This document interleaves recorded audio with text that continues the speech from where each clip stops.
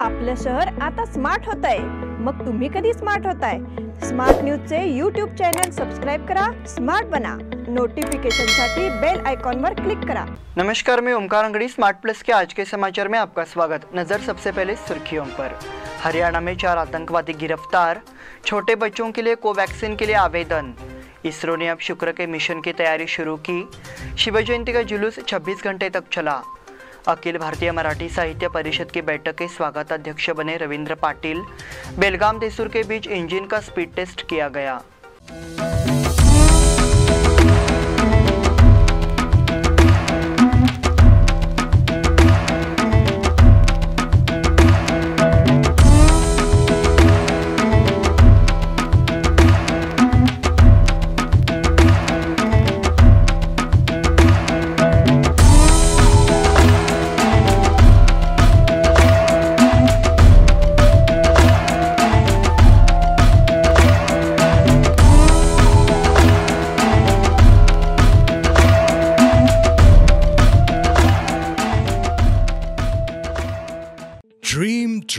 Dream. Dream transform into thoughts, and thoughts results in action.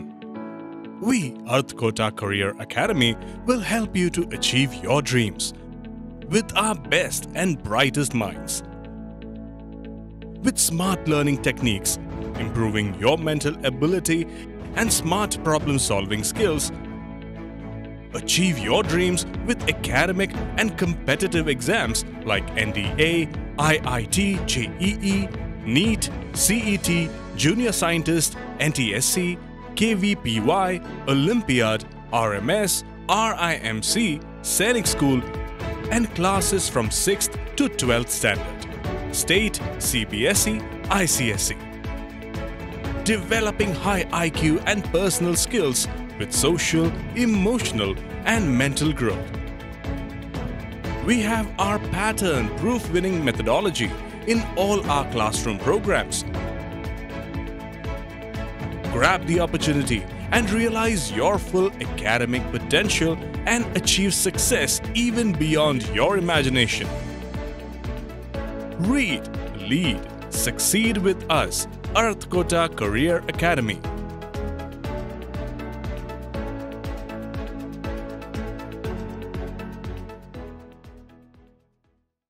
अब समाचार विस्तार से।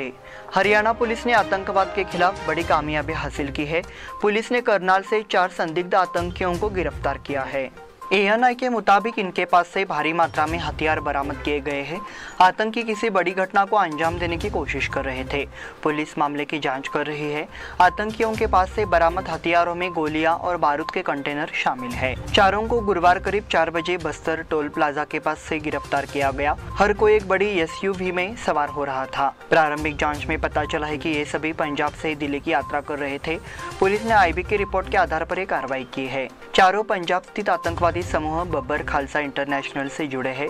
खुफिया विभाग, पंजाब पुलिस और हरियाणा पुलिस ने उसे पकड़ने के लिए संयुक्त कार्रवाई की। रोबोट की मदद से संदिग्ध की कार की तलाशी ली गई।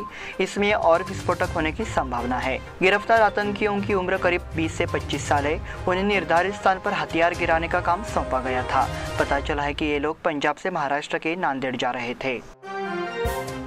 छोटे बच्चों के लिए कोवैक्सीन के लिए आवेदन। सूत्रों ने बताया कि भारत बायोटेक ने देश के ड्रग रेगुलेटर्स से 2 से 18 साल की उम्र के बच्चों के लिए एडिटिव के तौर पर कोरोना वैक्सीन के दूसरे और तीसरे चरण के परीक्षण करने की अनुमति मांगी है। वर्तमान में कोवैक्सीन और कोविशील्ड की एहतियाती खुराक 18 वर्ष से अधिक उम्र के सभी लोगों को दी जाती है, जिन्होंने पहली खुराक के 9 महीने पूरे कर लिए हैं। हैदराबाद में भारत बायोटेक ने 29 अप्रैल को भारत के महानिरीक्षक को वैक्सीन के दूसरे और तीसरे चरण के परीक्षण के लिए 2 से 18 वर्ष की आयु के स्वस्थ स्वयंसेवकों के लिए सुरक्षा, प्रतिक्रियाशीलता का आकलन करने के लिए वृद्धिशील खुराक के रूप में परीक्षण करने के लिए आवेदन किया था।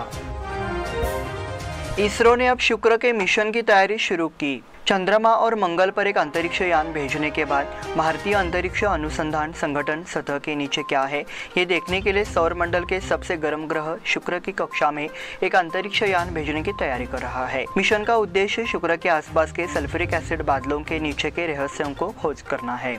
इसरो अध्यक्ष एस.के. सोमनाथ ने कहा। उन्होंने वैज्ञानिकों से इस मिशन के प्रभावी परिणाम पर ध्यान केंद्रित करने की अपील की। अपने उद्घाटन भाषण में सोमनाथ ने कहा, चूंकि भारत में वीनस मिशन की योजना बनाने और उसे अंजाम देने की क्षमता है, इसलिए भारत के लिए बहुत कम समय में मिशन को पूरा करना संभव है।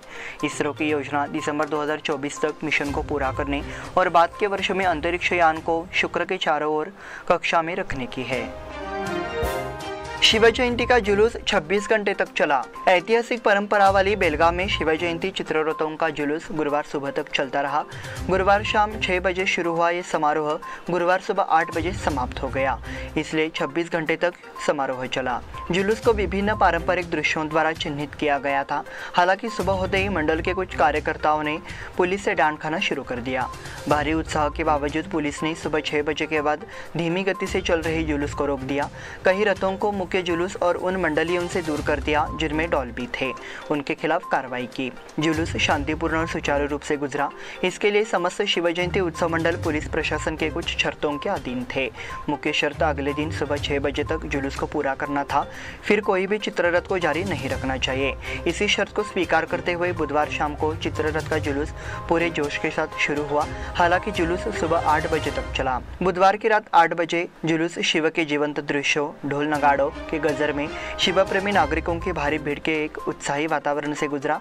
बेलगाम की पारंपरिक शिव जयंती चित्ररथ शोभा यात्रा का आयोजन कोरोना के कारण पिछले 2 वर्षों के अंतराल के बाद बड़े उत्साह के साथ किया गया। अखिल भारतीय मराठी साहित्य परिषद की बैठक के स्वागत अध्यक्ष बने रविंद्र पाटिल। अखिल भारतीय मराठी साहित्य परिषद और मराठा मंदिर द्वारा बेलगाम में आयोजित तीसरा बेलगाम मराठी साहित्य सम्मेलन रविवार 8 मई 2022 को मराठा मंदिर बेलगाम में होगा। सम्मेलन की अध्यक्षता वरिष्ठ साहित्य अध्यक्ष डॉक्टर श्रीपाल सबनीस करेंगे। सीमा कवि रविंद्र पाटिल को इस बैठक के रिसेप्शनिस्ट के रूप में चुना गया है। दूसरे सत्र में आमंत्रितों का काव्य सम्मेलन होगा और शिवाजी शिंदे को इस कवि सम्मेलन के अध्यक्ष के रूप में चुना गया है। 8 मई को होने वाले अखिल भारतीय साहित्य परिषद के साहित्यिक अधिवेशन में विधायक नाना पटोले, सम्मेलनाध्यक्ष श्रीपाल सबनीस, स्वागत अध्यक्ष रविंद्र पाटिल, कवि सम्मेलन अध्यक्ष शिवाजी शिंदे, उद्घाटन अप्पासाहेब गुरव, शिवसंत संजय मोरे, अधिवक्ता सुधीर चव्हाण शामिल होंगे।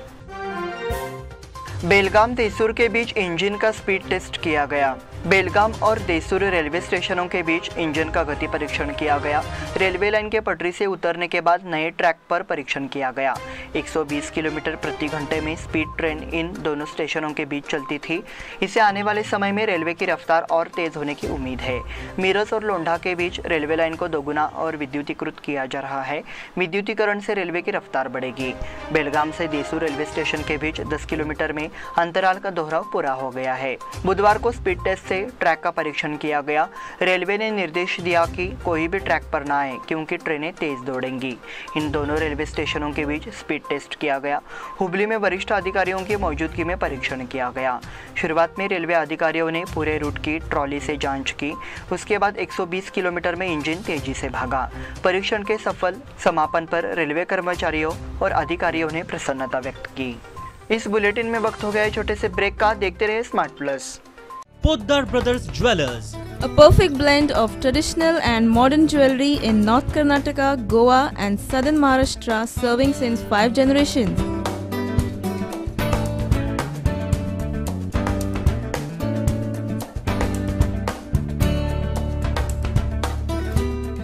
exclusive gold, silver and platinum jewelry showroom.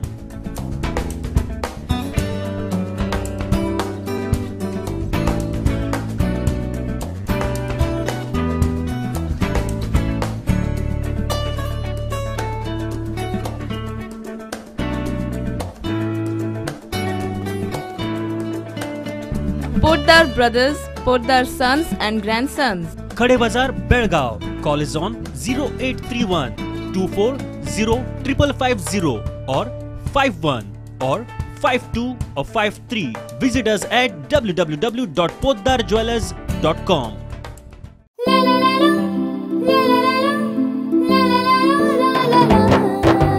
जले दीप अंगना में होगी रोशन दुनिया, पलकों तले छा जाए चांद तारों का साया। रंगोली में खिले रंग खुशियों की भी तरानी, तन मन झिलमिल जाए हर पल होंगी सुहानी। ये अटूट बंधन खिले हर आशियाना, रंग वस्त्रों का खजाना मन भाए आराधना। रंग वस्त्रों का खजाना मन भाए आराधना। आराधना मारुति गली बेलगाम। मन भाए आराधना। बेलगाम वासियों के पसंद में उतरा उड़ान बार एंड रेस्टोरेंट। सोशल डिस्टेंसिंग का ख्याल रखते हुए हमारा स्टाफ देता है बेहतरीन सर्विस का विश्वास। यहां है पार्टी और फंक्शन के लिए 3 आलीशान हॉल, कारपोरेट डिनर मीटिंग के लिए 3 अलग कक्ष, आईपीएल मैच देखने के लिए 3 बड़े स्क्रीन की विशेष सुविधा। इसके साथ ही साफ सुथरा किचन जहां हमारा वेल क्वालिफाइड स्टाफ देता है क्वालिटी और हाइजीनिक फूड की गारंटी। तो फिर खाने की हो बात तो आना परिवार के साथ। उड़ान बार एंड रेस्टोरेंट, लिंगराज कॉलेज के पास, बेलगावी। फोन 0831 2435 777। ब्रेक के बाद फिर से आपका स्वागत। बढ़ते हैं अगले समाचार की ओर। बाढ़, प्राकृतिक आपदा, कोविड की चौथी लहर की आशंका को देखते हुए ये सभी उपाय नागरिकों और जानवरों की सुरक्षा के लिए किए गए हैं। एमजे हिरेमठ ने अपने कार्यालय में वीडियो कॉन्फ्रेंसिंग के जरिए विभिन्न विभागों के अधिकारियों से बातचीत की। वो जिला प्राकृतिक आपदा राहत प्राधिकरण की बैठक के अध्यक्ष के रूप में बोल रहे थे। बाढ़ की स्थिति को देखते हुए कोविड की चौथी लहर, यदि कोई प्राकृतिक आपदा आती है तो हमें सभी आवश्यक उपाय करने होंगे। जिला कलेक्टर हिरेमठ ने यह भी कहा कि तहसीलदारों को अपने तालुका में नदियों के किनारे फसलों की जांच करने और आपदा शमन के साथ साथ स्थानीय स्वशासी निकायों में उनका मार्गदर्शन के लिए पंचायत संबंधता अधिकारियों की एक बैठक भी बुलानी चाहिए। उमेश कत्ती ने भी मुख्यमंत्री बदलने की चर्चा को खारिज किया। पिछले कुछ दिनों में राज्य में मुख्यमंत्री बदलने की खूब चर्चा हो रही है, लेकिन इस संबंध में राज्य के मुख्यमंत्री बसवराज बोम्मई, राज्य के वन, खाद्य और नागरिक आपूर्ति मंत्री उमेश कत्ती ने स्पष्ट किया है कि अच्छे प्रदर्शन के कारण किसी भी बदलाव का कोई सवाल नहीं है। संकेश्वर से वो शिवाजी महाराज जयंती समारोह में शामिल होने के बाद पत्रकारों से बात कर रहे थे। राज्य के मुख्यमंत्री बसवराज बोम्मई ने पूरे साल अच्छा प्रदर्शन किया है। भाजपा के सभी विधायकों को उनके नेतृत्व पर पूरा भरोसा है। उनके मंत्रिमंडल के सभी मंत्री राज्य के समग्र विकास की दिशा में काम कर रहे हैं, इसलिए पार्टी के वरिष्ठ नेताओं ने इस तरह की किसी चर्चा की इजाजत नहीं दी है। मंत्री उमेश कत्ती ने विश्वास व्यक्त किया कि मुख्यमंत्री बसवराज बोम्मई के नेतृत्व में भाजपा विधानसभा में 150 सीटें जीतकर एक बार फिर राज्य में सत्ता स्थापित करेगी। पुलिस भर्ती भ्रष्टाचार का मामला सीबीआई को सौंपने की मांग। राज्य में पुलिस उपनिरीक्षक की भर्ती में भ्रष्टाचार अब सामने आया है, इसलिए इस मामले की गहन जांच की जिम्मेदारी सीबीआई को सौंपी जाए, ऐसी मांग कांग्रेस पार्टी के कार्यकारी अध्यक्ष सतीश जारकिहोली ने की है। उन्होंने ये भी कहा कि सरकार में कई नेता इसमें शामिल है। कर्नाटक पुलिस भर्ती घोटाले के सिलसिले में बीजेपी नेता दिव्या हंगरगी को गिरफ्तार किया गया है। आपराधिक जांच विभाग ने भर्ती घोटाले के सिलसिले में 5 लोगों को गिरफ्तार किया है और मुख्य आरोपी दिव्या को पुणे में हिरासत में लिया गया है। दिव्या इस मामले में गिरफ्तार 18वें आरोपी है। इससे पहले दिव्या के पति को पुलिस ने गिरफ्तार किया था। उन्होंने मांग की कि सीबीआई को मामले में आरोपों की गहन जांच करने की जिम्मेदारी लेनी चाहिए। उत्तर प्रदेश में अब तक 1 लाख स्पीकर निकाले। पिछले कुछ दिनों से महाराष्ट्र में मस्जिदों की भनभनाहट को लेकर सियासत गरमा रही है। महाराष्ट्र नवनिर्माण सेना के प्रमुख राज ठाकरे ने मस्जिद पर लगे स्पीकर को हटाने के लिए 3 मई की समय सीमा दी थी। राज ठाकरे ने कार्यकर्ताओं को निर्देश दिया है कि जिन मस्जिदों में स्पीकर नहीं हटाए जाएंगे उनके सामने सींगों पर हनुमान चालीसा का पाठ करें। एक तरफ जहां महाराष्ट्र में मसले हो रहे हैं, वहीं उत्तर प्रदेश में मस्जिद पर शांति से बिगुल बजाई जा रही है। उत्तर प्रदेश में अभी तक कोई विवाद नहीं खड़ा हुआ है। हॉर्न को हटाने में मुस्लिम ब्रदरहुड ने उत्तर प्रदेश प्रशासन और पुलिस का सहयोग किया है। इस अवसर पर बोलते हुए मुख्यमंत्री योगी आदित्यनाथ ने कहा, उत्तर प्रदेश में अब तक लगभग 1 लाख स्पीकर उतारे जा चुके हैं। हीरेकुड़ी में बसव जयंती जुलूस पर पथराव। घटना चिकोड़ी तालुका के हिरेकुड़ी में उस समय हुई जब बसव जयंती के अवसर पर देर रात तक डीजे की आवाज पर नाच रहे युवकों को रोकने गई पुलिस की गाड़ी पर एक दंगाइयों ने पथराव कर दिया। हिरेकुड़ी में बसव जयंती के अवसर पर डीजे के साथ जुलूस की शुरुआत हुई। दंगा गियर में पुलिस ने शुक्रवार को एक रैली में सैकड़ों प्रदर्शनकारियों को ट्रक से हटा दिया। इसी दौरान उसके पीछे एक सामाजिक उपद्रव ने पुलिस वाहन पर पथराव कर दिया और बेहोश हो गया। वाहन क्षतिग्रस्त हो गया। उस समय मौजूद पीएसआई यमुनाप्पा मांग और उनके साथियों ने युवक की तलाश की। इससे कुछ समय के लिए तनावपूर्ण स्थिति पैदा हो गई थी, लेकिन पुलिस ने स्थिति पर काबू पा लिया। चिकोड़ी के डीवाईएसपी बसवराज अलीगर मौके पर पहुंचे और निरीक्षण किया। इस संबंध में चिकोड़ी थाने में मामला दर्ज किया गया है। पुलिस आरोपियों की तलाश कर रही है। सुतगट्टी घाट में 2 पहिया वाहन सवार की मौके पर ही मौत। बुधवार की सुबह 9 बजे तेज रफ्तार 2 पहिया वाहन ने सड़क किनारे खड़े ट्रक को पीछे से टक्कर मार दी, जिसे 2 पहिया वाहन सवार की मौके पर ही मौत हो गई। ये सुतगट्टी घाट में हुआ। बाइक सवार एक अन्य गंभीर रूप से घायल हो गया।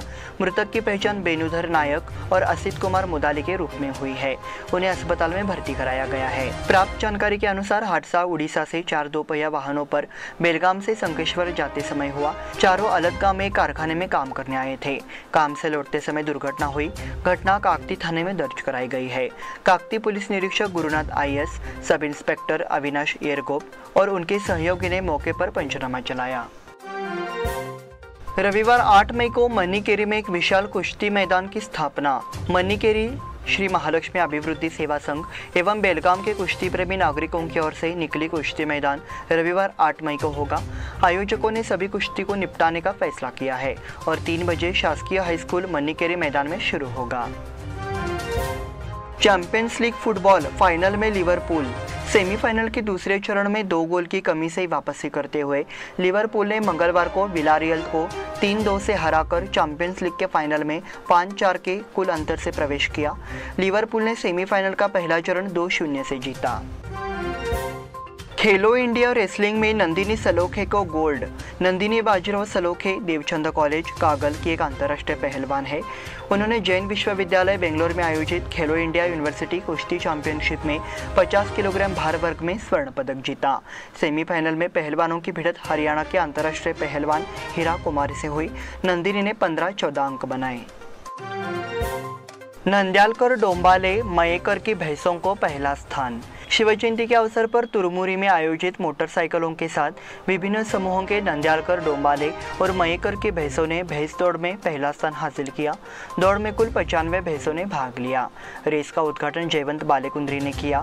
फोटो पूजन महेश बेलगुनकर और परशुराम तंगनकर ने किया। इस अवसर पर शिवाजी खांडेकर, उमेश जाधव, प्रकाश चालवतेकर, नितिन खांडेकर, दीपक उद्रेमनीकर, अनिल तंगनकर, रवि जाधव, मनोहर बेलगावकर, उमेश बेलगावकर, पुंडलिक बेलगावकर, अनिल खांडेकर, ज्ञानेश्वर बेलगुंदकर उपस्थित थे। इसी के साथ स्मार्ट प्लस के आज के समाचार समाप्त हुए। धन्यवाद।